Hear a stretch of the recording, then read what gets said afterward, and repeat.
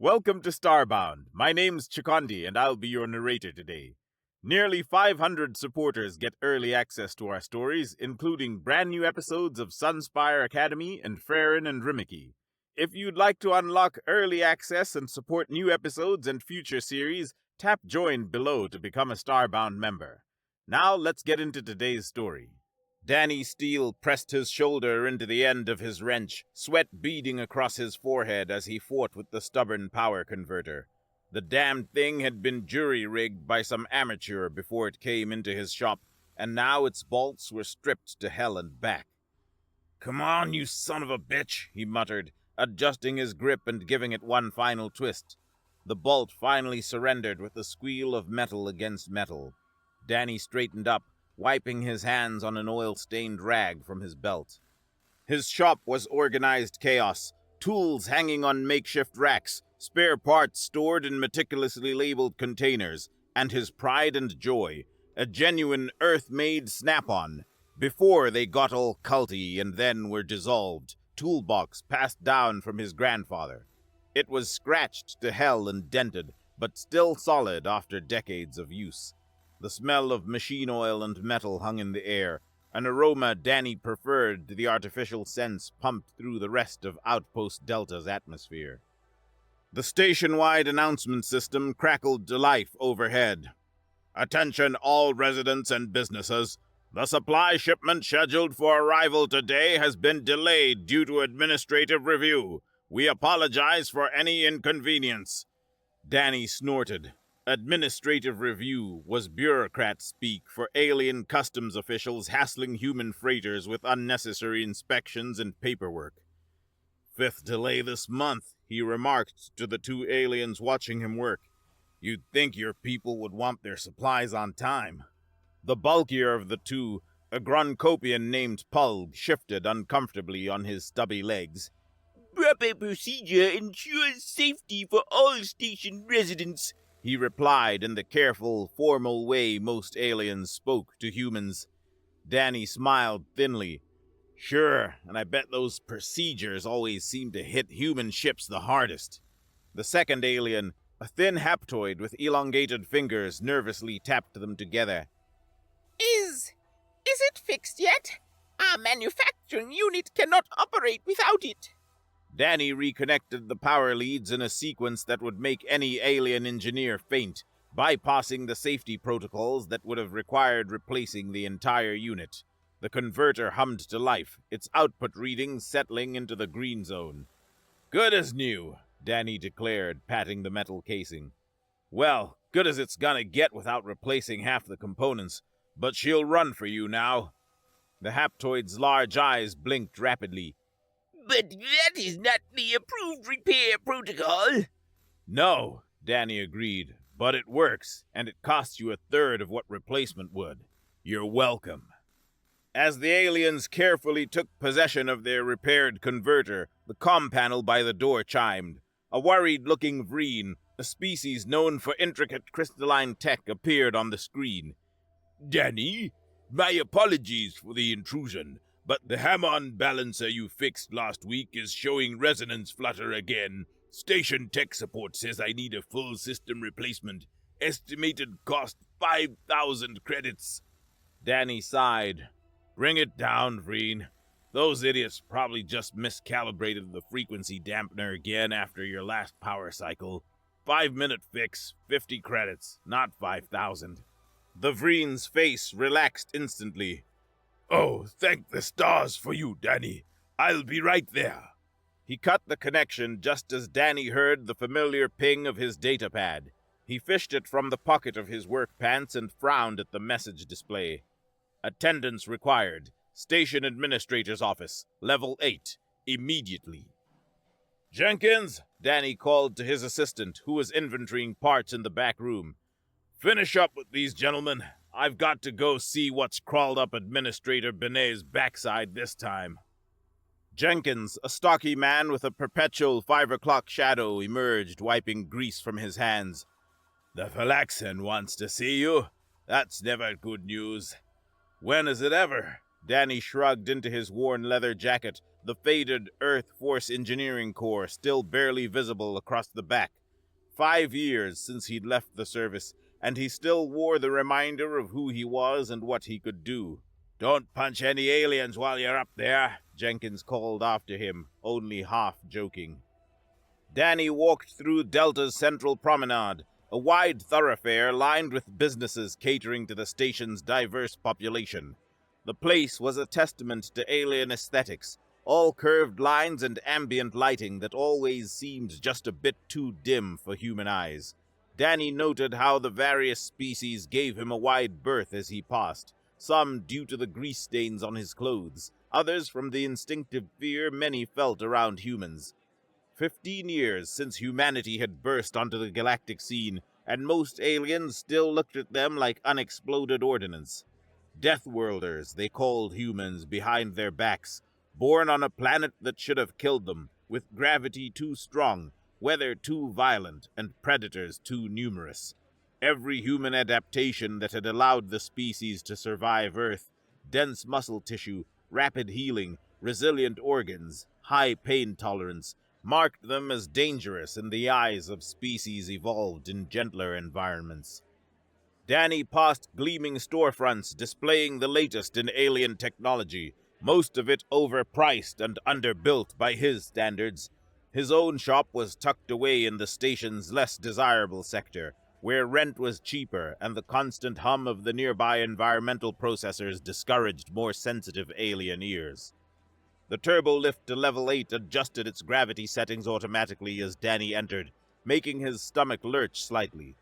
The administrative levels were always calibrated to Phylaxian comfort, gravity about 10% stronger than Earth normal, and temperature running hot. Another subtle reminder of who really ran things out here. At the administration reception area, a Phylaxian attendant looked up from her console and immediately looked back down, pretending not to see him. Danny cleared his throat. "Danny Steele to see Administrator Benet. I was summoned." The attendant consulted her screen with exaggerated care. The administrator is currently occupied. Please be seated. Danny checked the time on his datapad, then settled into one of the molded chairs designed for a body shape significantly different from human. An hour later, his back aching from the poorly suited furniture and sweat soaking his shirt in the overheated room, the attendant finally gestured toward the inner door. The administrator will see you now. Benet's office was a testament to bureaucratic self-importance. Behind an ornate desk made from imported materials sat the Phylaxian administrator, his beige skin nearly the same shade as his formal attire. Phylaxians resembled upright humanoids with slightly stocky limbs and an overabundance of hair. Benet's most distinguishing feature was the decorative rank badges affixed to his clothing, twice as many as his position required. Flanking him were two similarly dressed Phylaxians. Danny recognized one as Threll, Benet's cousin, who had arrived on station last month. "Human Steel," Benet began without offering a seat. "I have summoned you regarding a matter of commercial reorganization." Danny stood with parade rest posture, feet shoulder-width apart, hands clasped behind his back. Old military habits died hard. What kind of reorganization? Benet's lipless mouth stretched in what passed for a Phylaxian smile. "The Station Commercial Development Committee has approved an exciting new venture, a unified technical services center to replace substandard facilities currently operating in Section 12. Danny's jaw tightened. Section 12 is where my shop is located. Indeed. Benet slid a document across his desk. Your current commercial permit is hereby revoked. The others have been informed as well. You have 48 station hours to vacate the premises. Danny picked up the document, skimming the formal language. On what grounds? Progress, Human Steel. Outpost data must maintain competitive technical services. The committee has determined that your primitive operation does not meet current standards. Most unfortunate. My primitive operation handles 60% of the station's critical repairs, Danny countered, including 3 emergency bulkhead failures last month that would have decompressed entire sections. Threll stepped forward. My new facility will feature the latest diagnostic equipment and a staff of certified technicians from the Galactic Technical Academy. We've never fixed anything that wasn't already half disassembled on a classroom bench, Danny muttered. What about the appeal process? I'm entitled to a hearing under station commercial code. Binet waved a hand dismissively. All proper procedures were followed. See page 4, section 12. Notices of the committee hearing were posted in the standard locations. Danny flipped to the referenced page. Sure enough, there was a notation about hearing notices being posted on the station's public information terminals, which everyone knew nobody ever checked. A perfectly legal notification that guaranteed no one would actually be notified. This is bullshit, Danny said flatly. The 3 Phylaxians stiffened at his language. Binet's nostrils flared. Your crude expression does not change the committee's decision. The station's commercial sectors require modernization, and your human approach to technical services is no longer adequate. Danny knew this was a done deal, orchestrated by Binet to benefit his cousin. 5 years on Delta had taught him how the system worked. Aliens talked about fairness and procedures, but when it came to humans, the rules were always interpreted differently. He thought about arguing further, about pointing out how this would disrupt critical station services. He considered mentioning his client list, which included some influential residents. But the look of smug satisfaction on Binet's face told Danny it would be wasted breath. Instead, he carefully folded the document and slipped it into his pocket. His father always said to pick your battles, and this wasn't one he could win. Not through official channels, anyway. 48 hours, Danny confirmed. I'll be out. As he turned to leave, he paused at the door.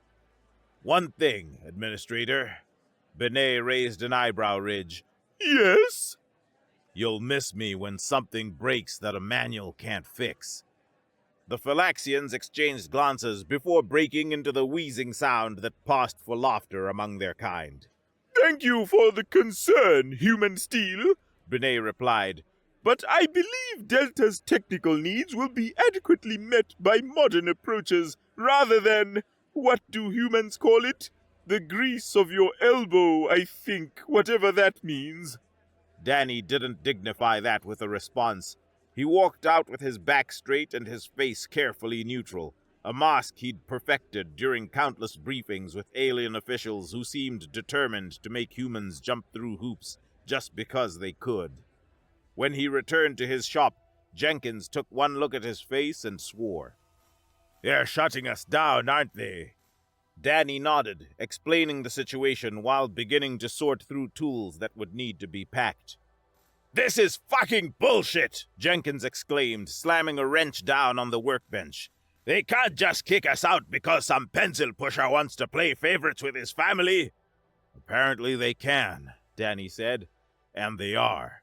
We should fight it, Jenkins insisted. Go to the Human Liaison Office. Get the Earth Trade Commission involved. Hell, leak it to the station newsfeed. Danny shook his head. Humans are still on thin ice in this sector, Jenkins. The Galactic Trade Authority is just looking for excuses to revoke more of our permits. If we make a stink, 10 other human businesses could suffer for it. Jenkins cursed colorfully, but he knew Danny was right. They started the grim work of inventorying and packing, deciding what would fit in Danny's small personal quarters until he figured out his next move. Spread the word to our regulars, Danny instructed.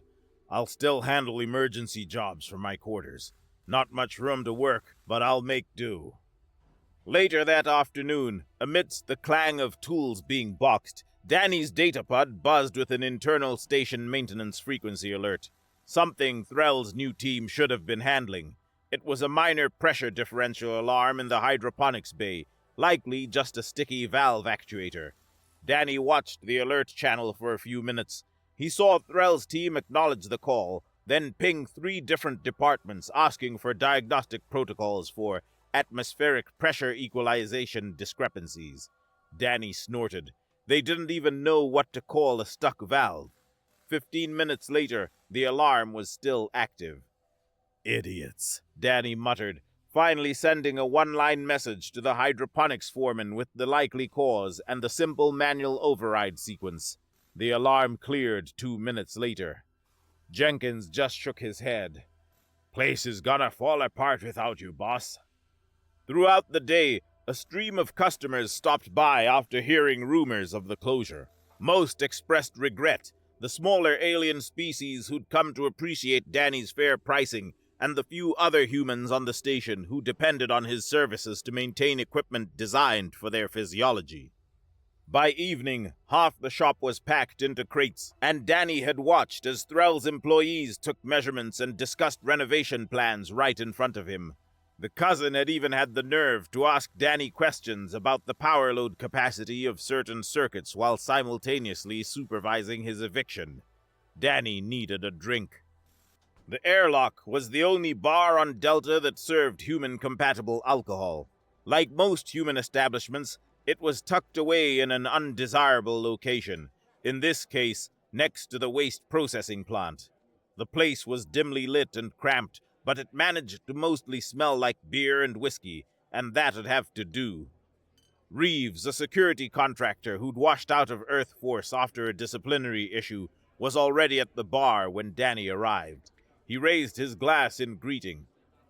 If it isn't the station's best mechanic, what's your poison, Danny? Whiskey. The real stuff, not that synthesized crap. The bartender, a heavy-set woman named Lorna, poured him a generous measure. On the house. Heard about your shop.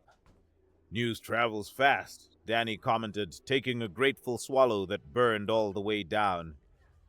Bad news about us always does, Reeves said bitterly. He was a big man with a scar across one cheek and a perpetual chip on his shoulder.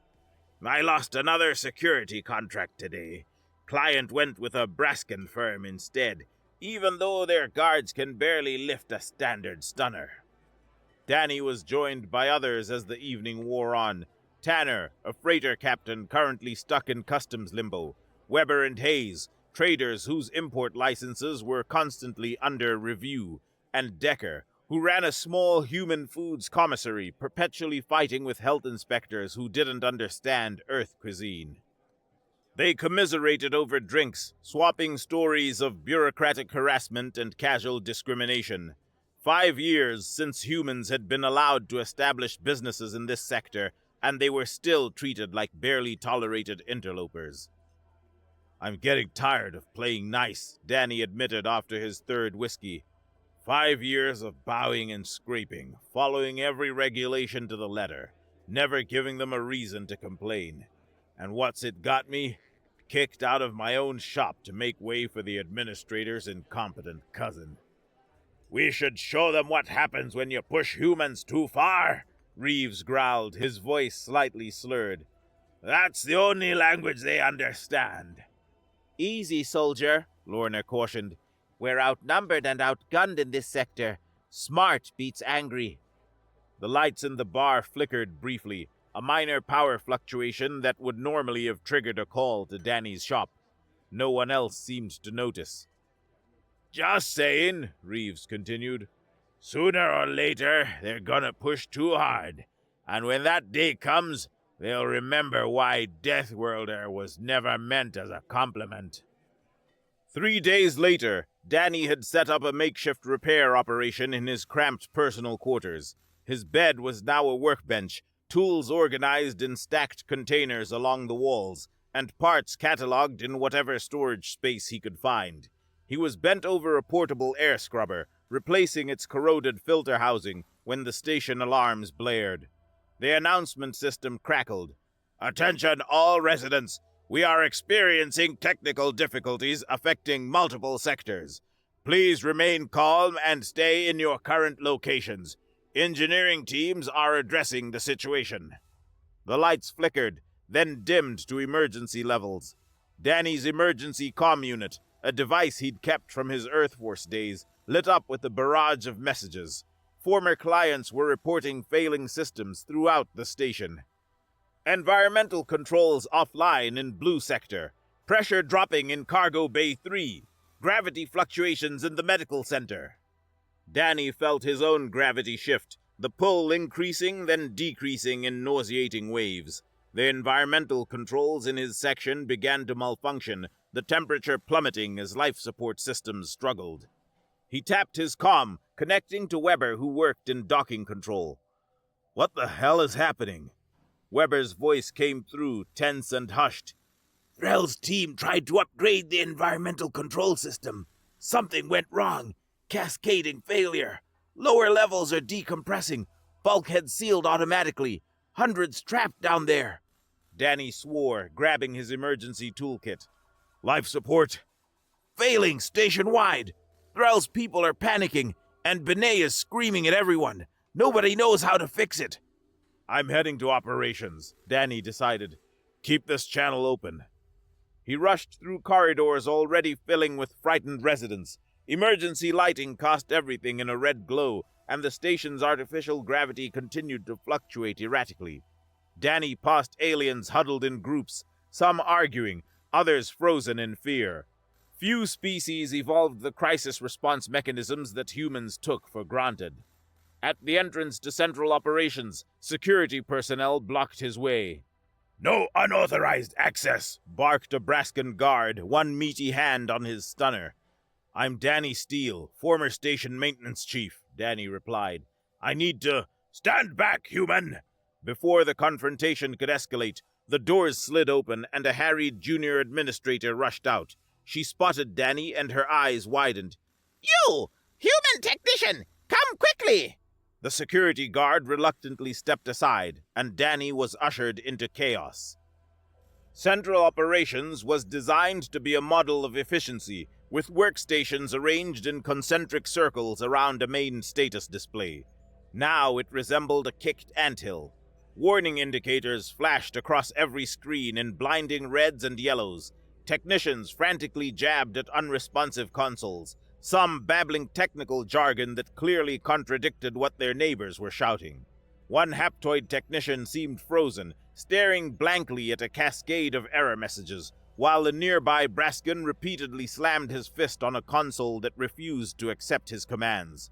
Alarms blared from multiple sources, creating a cacophony of noise that made focused thought nearly impossible. And in the center of it all, Administrator Benet paced furiously, his skin flushed dark with panic, shouting contradictory orders that no one was following. "Restore power to Blue Sector! No! Prioritize the docking bay clamps! Why isn't life support responding? Get me sector chiefs online now!" His commands only added to the confusion, directives overlapping and making little operational sense. Threll stood surrounded by his certified technicians, all staring helplessly at diagnostic readouts and frantically consulting manuals on their datapads, as if the answers would magically appear on the glowing screens. "The system is not responding to standard reset protocols," one wailed, throwing his hands up in despair. "The secondary backups have corrupted configurations," another reported, his voice high-pitched with fear. "The emergency protocols are cycling in an infinite loop!" shrieked a third, pointing a trembling finger at the main status display. Danny assessed the situation at a glance. The main status display showed what he'd feared: cascading system failures spreading outward from the environmental control center.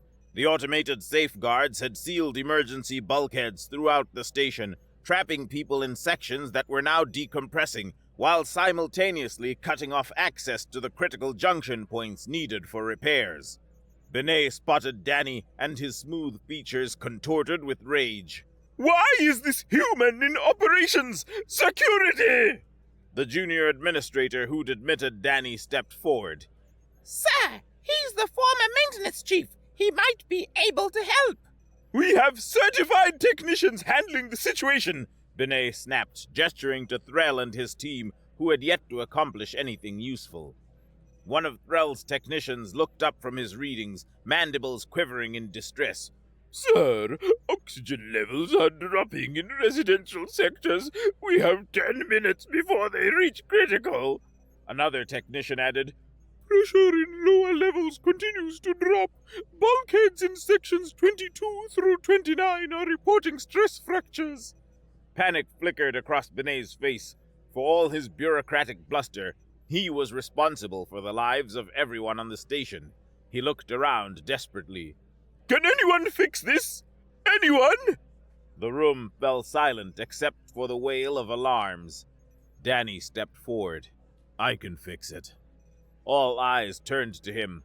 Benet's expression cycled through disbelief, outrage, and finally desperate hope. How? I need complete authority to access restricted areas and override safety protocols, Danny stated, laying out his terms. And my price is ownership of the entire maintenance sector. No more price controls. And you publicly apologize to every human on this station. Threll sputtered in outrage. This is extortion! We cannot allow— Shut up! Binet cut him off, all pretense of political correctness abandoned. He turned back to Danny. Fix this problem, human, and you'll get what you want. Danny didn't waste time savoring the victory. Get me the master systems access, and keep these certified technicians out of my way. As station personnel scrambled to comply, Danny accessed the main computer and pulled up the complete schematics. Within minutes, he had identified the source of the cascading failures and the locations of 3 key junction points he would need to access to stop the self-reinforcing feedback loop destroying the station's systems.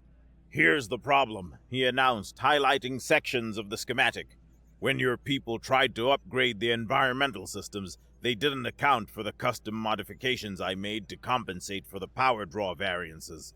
The system is in conflict with itself, and it's spreading to connected systems. He outlined his repair plan, pointing to 3 junction locations now rendered nearly inaccessible by the emergency protocols. I need to reach these points and manually reset the system configurations. Once that's done, I can restart the system properly from the main control board here. The alien technicians studied his plan, then one spoke up. These areas are inaccessible. The junction is exposed to vacuum after the hull breach in Section 27. This one is flooded with coolant chemicals from the ruptured lines. And this one— He paused, checking the readings. This one is in the reactor control room, which is now registering radiation levels lethal to all known species. Danny nodded. Yep, good thing I'm not your species. He began gathering specialized tools and makeshift protective gear. I'll need a pressure suit for the vacuum section. Even a construction suit will do. Some breathing gear for the chemical section. For the radiation, he considered, then shrugged. I'll just have to be quick. The aliens stared at him in disbelief. This is suicide, one finally said. For you, maybe, Danny agreed. He tapped the station-wide communications system. I'm activating general broadcast. Everyone on this station is going to hear exactly what's happening and exactly how I fix it. He gave Binet a hard look, and the administrator understood the message clearly. With the entire station as witnesses, there would be no backing out of the deal. First stop, Environmental Control Junction in Section 27, Danny announced to the station. Currently breached to vacuum after hull damage. No working airlocks nearby, so I'll be taking the maintenance tunnels and sealing up when I get there.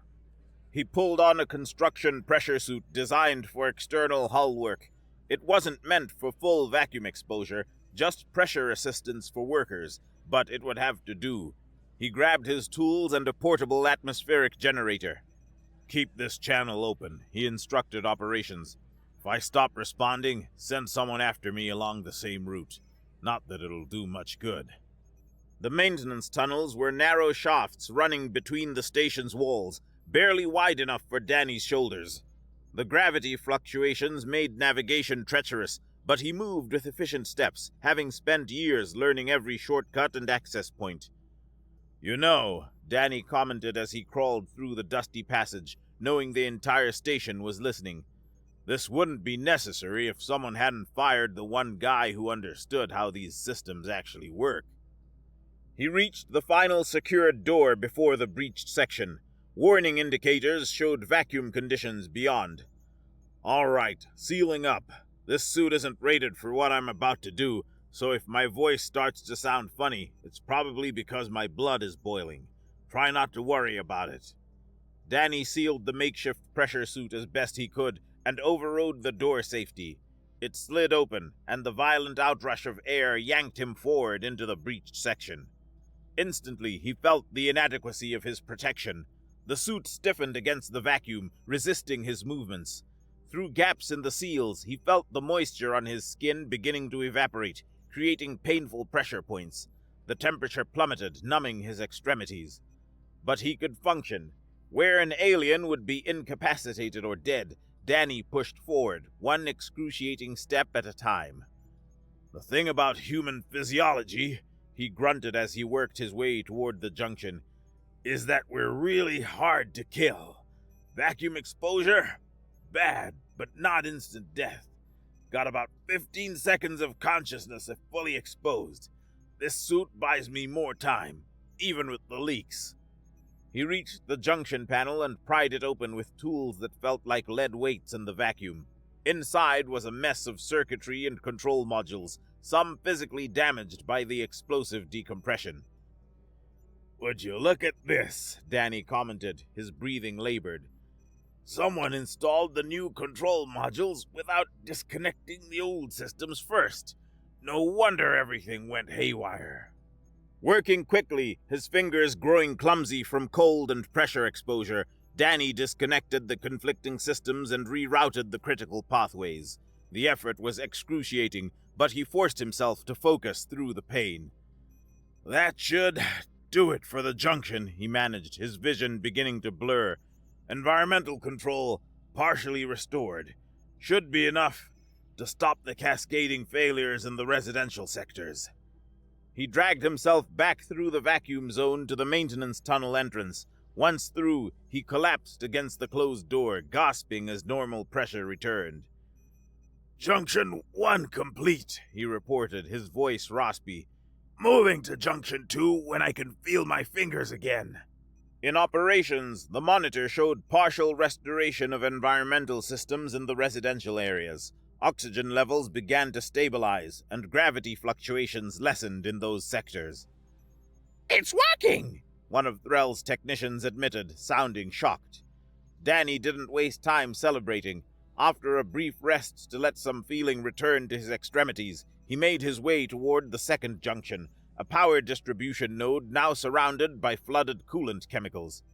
"Junction 2 is maintenance sublevel C," he reported as he moved. "The coolant lines ruptured when the pressure regulation failed. The chemicals aren't flammable, but they are toxic and corrosive to tissue." He fashioned a breathing apparatus from emergency equipment, securing filters over the intake. "This isn't going to be pleasant," he warned, surveying the flooded corridor ahead. The coolant had a greenish tint, filling the hallway to about chest height. "These chemicals would dissolve your average Phylaxian skin in seconds. For a human, well, it'll burn like hell, but I should keep most of my skin." Danny secured his breathing apparatus and waded in. The pain was immediate, a burning sensation wherever the coolant touched, even through his clothing. He pushed forward, the liquid hampering his movements as he navigated toward the junction. "You know what the problem is with over-engineered alien tech?" Danny's voice crackled through the comm, tense with pain. "Too many fancy failsafes, not enough basic redundancies. A simple mechanical backup valve would have prevented this entire coolant rupture." He reached the power distribution node submerged in the chemical bath. The access panel was designed to be removed by specialized tools, but Danny had no patience for proper procedures. He slammed his wrench against the release mechanism repeatedly until it gave way. "Sometimes," he grunted, "the technical term for what you need is percussive maintenance." Inside the junction, the control circuits were a sophisticated array of power management systems. Danny identified the overloaded regulator causing the distribution failure. Your fancy new system is trying to draw triple the power the old grid was designed to handle, he explained, working despite the chemicals burning his forearms. I'm bypassing the regulator and setting up a staged power distribution sequence. Danny worked hard rerouting connections and reprogramming the distribution sequence. When he finished, the indicator light cycled from red to amber, then green. Power distribution reconfigured. Life support should now be fully functional in all habitable areas. Rerouting emergency power to the section bulkhead controls. Danny slogged back through the chemical flood, emerging with his clothing partially dissolved and his exposed skin an angry red. He stripped off the worst of the contaminated garment and rinsed himself at an emergency wash station. 2 down, 1 to go, he reported, his voice hoarse from chemical exposure. And this is the big one. In operations, Binet watched in amazement as systems came back online across the station. Trapped residents were reporting bulkheads beginning to respond to override commands, allowing evacuation from decompressing areas. The human is succeeding where our best technicians failed, one of the alien officials murmured. Threll looked both humiliated and terrified. The radiation levels in the reactor control room are beyond survivable parameters. Even he cannot. Never tell a human what they can't survive, Danny's voice interrupted through the comm. That's just asking us to prove you wrong. The final and most critical repair required Danny to reach the station's damaged reactor control room. Readings showed radiation at levels that would kill most alien species instantly. Reactor control is the heart of the problem, Danny explained as he made his way there. When the environmental and power systems went haywire, the reactor's containment regulations triggered emergency protocols. But because the control systems are in conflict, it's cycling between emergency shutdown and emergency power boost. If that cycle isn't broken, the reactor will eventually breach. He reached the final security door leading to the reactor control room. The warning systems were clear. Lethal radiation exposure. Entry forbidden. For the record, Danny said, overriding the security with his new authority codes, this is going to hurt. Radiation poisoning is no joke, even for humans. But I've calculated I've got about 6 minutes before I receive a disabling dose. The repairs should take 4. He pushed through the door and into hell. The invisible assault of radiation hit him immediately. There was no pain, not yet, but his body registered the cellular damage in other ways. An immediate wave of nausea, a metallic taste in his mouth, dizziness that made the room spin. Danny staggered to the control panel, gripping its edge to stay upright. "All right, I'm in," he reported, his voice strained. "The reactor containment field is fluctuating. Each fluctuation releases another radiation burst. Got to stabilize it manually." He began the complex process of resetting the reactor control systems, fighting through waves of increasing nausea and the fatigue that radiation poisoning induced. His movements grew more clumsy, but his mind remained razor-sharp, focused on the task. "The new environmental system," he explained through gritted teeth, "has a different reactor draw profile than what the station was built for. Your certified technicians didn't account for the variance. I'm reconfiguring the interface to allow compatibility." 3 minutes in, the nausea became overwhelming. Danny paused to vomit, then wiped his mouth and continued working. "Sorry about that," he continued with grim humor. "Radiation always gives me a nasty hangover." 4 minutes. The final connections were made, the systems reconciled. Danny initiated the restart sequence, watching as the reactor containment field stabilized and the radiation warnings began to gradually diminish. "That's it," he announced. "Reactor stabilized. Main systems restored. I've linked everything back through the central control board in operations. You should have full system control now." He took a step away from the panel and stumbled, catching himself against the wall. "I'm heading back," he said, though he wasn't entirely sure how he was going to make it. Just need a minute to catch my breath. It took every ounce of his remaining strength to drag himself out of the reactor room and back toward operations. By the time he arrived, emergency teams were already handling the station-wide recovery, reaching trapped residents and addressing secondary damage. Danny pushed through the operations doors, visibly affected by the radiation exposure, pale, sweating, with blood vessels burst in his eyes, but still on his feet. The room fell silent as aliens stared at a being who had voluntarily endured conditions they could not comprehend, and survived. Medics rushed toward him, but Danny waved them back until he'd done one final check of the system monitors. Everything's holding, he confirmed, allowing himself to feel satisfaction at the green status indicators across the board. Reactors stable. Life support restored. Emergency bulkheads responsive.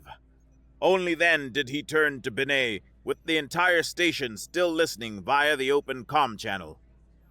I believe we had an agreement, Administrator. I'll expect the paperwork ready when I'm... was all Danny could get out before he passed out.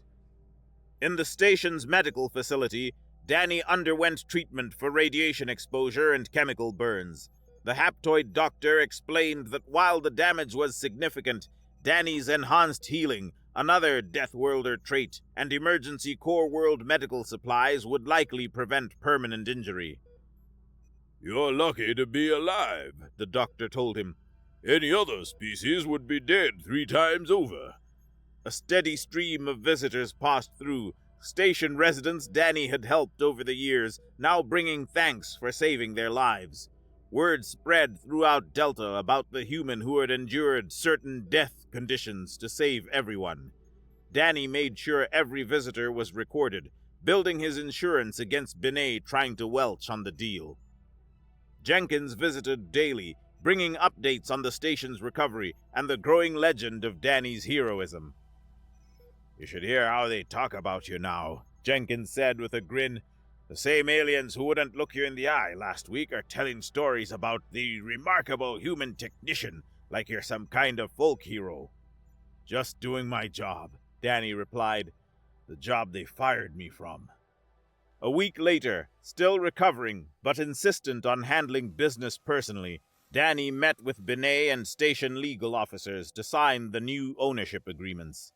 The administrator looked like he'd aged years in days, his skin 2 shades paler, his decorative badges conspicuously absent. Threll was nowhere to be seen.